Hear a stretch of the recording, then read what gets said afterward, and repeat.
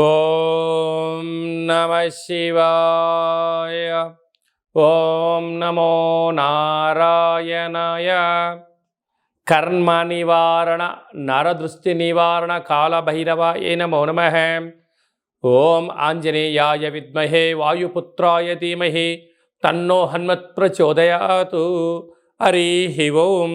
మా ఛానల్కి స్వాగతం. చూస్తున్న వీక్షకులకు ప్రేక్షకులకు ప్రియ కాళభైరవ భగవద్బంధులకి స్వాగతం పలుకుతూ మమ్మల్ని ఎంతగానో ఆదరిస్తూ ఉండబడినటువంటి ప్రియ సోదరీమణులకు అందరికీ, సనాతన ధర్మ సంరక్షకులకు, జ్యోతిష్య అభిమానులకు స్వాగతం పలుకుతూ అందరిపైనను శ్రీ హనుమంతుడి స్వామి వారి యొక్క ఆశీస్సులు ఉండాలని కోరుకుంటూ ఆశీర్వచనం. అందరికీ ధర్మ మార్గము, భక్తి మార్గము, రామ మార్గాన్ని ఏర్పాటు చేసే శక్తిని మనసు ప్రసాదించాలని మనసారా శ్రీ హనుమంతుడి స్వామి వారిని కోరుకుందాం. 1వ తారీఖు 6వ నెల 2024 నుండి 15/6/2024 వరకు పుట్టినటువంటి వారందరూ కూడా ముందస్తుగా జన్మదిన శుభాకాంక్షలు.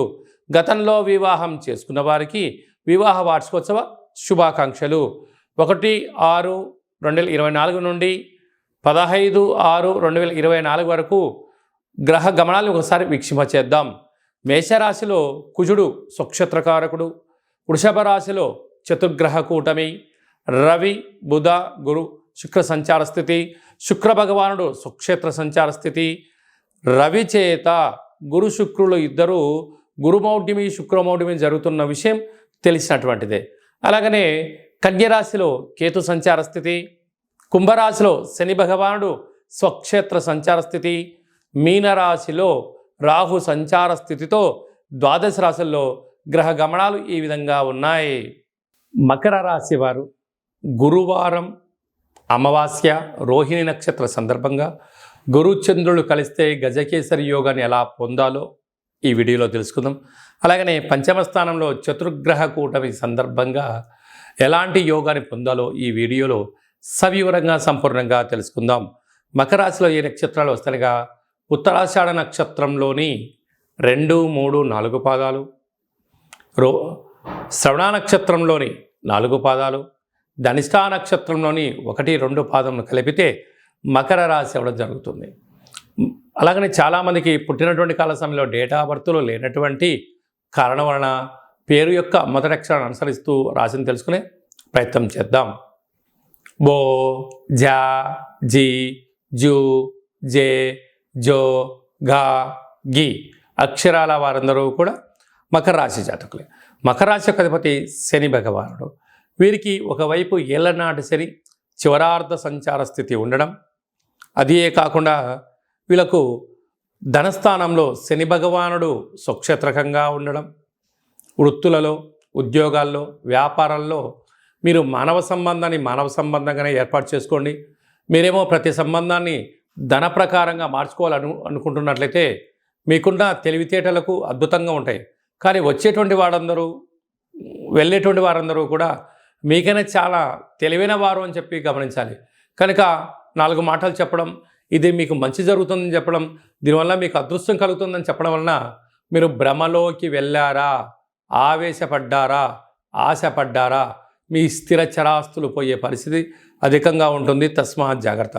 తృతీయంలో రాహు సంచార స్థితి ఉండడం వలన తల్లిదండ్రులు, తాత ముత్తాతలు, అన్నదమ్ములతో పార్ట్నర్షిప్ వ్యవహార కార్యక్రమాలు నడిపించేటి వారందరూ కూడా ఎంతో జాగ్రత్త అవసరం. కొన్ని విషయాలు విన్నట్టు ఉండాలి, చూసినా చూడనట్టు ఉండగలిగినట్లయితే ఆ బంధుత్వము, ఆ పార్ట్నర్షిప్ బిజినెస్ బాగుంటుంది.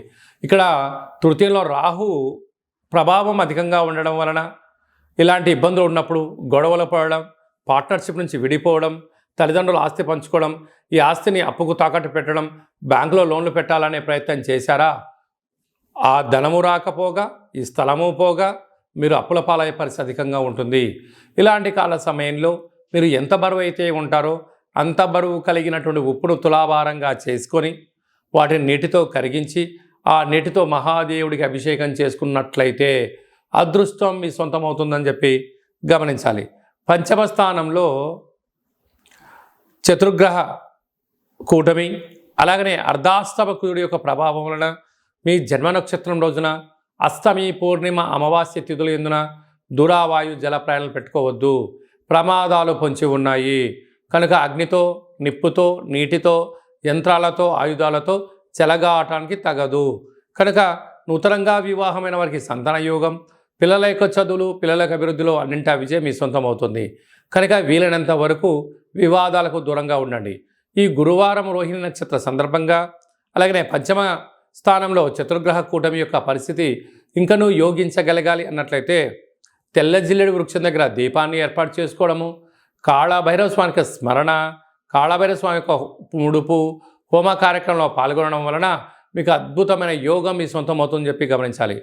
ధనిష్ఠా నక్షత్ర జాతకులకు ట్రావెలింగు, గృహ భవన నిర్మాణ కార్యక్రమం చేసేటువంటి వారు, ట్రావెలింగ్ చేసేటువంటి వారు, మైనింగు, ఆహార ఉత్పత్తులు, హోటల్ వ్యాపారాలు, శ్రవణ నక్షత్ర జాతకులు డాక్టర్లు, మెడిసిను, వ్యాపార ఉత్పత్తులు, మార్కెటింగ్ రంగము, వస్త్ర వ్యాపారము, స్వర్ణకారిత వ్యాపారాల వారికి చాలా మంచి కాలము.